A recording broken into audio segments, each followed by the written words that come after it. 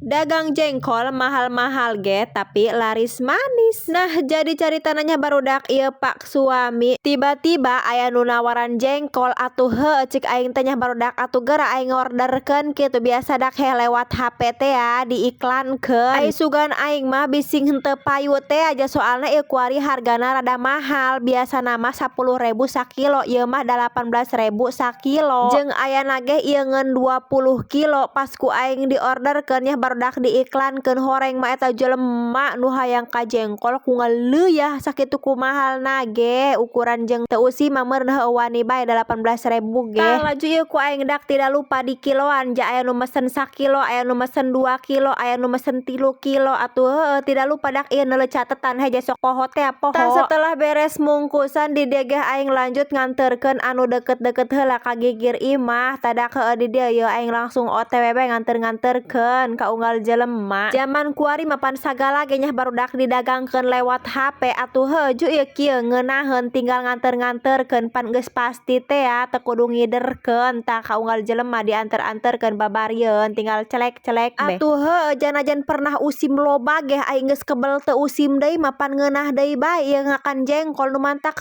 ieu loba nu ngaborong tah deuleu ieu aya nu mesen 3 kilo aya nu mesen 2 kilo. Jadahar jeung jengkol mah cik aing mah sarua bae sari dahar jeung lauk dak tah deuleu di dieu geus senang bae.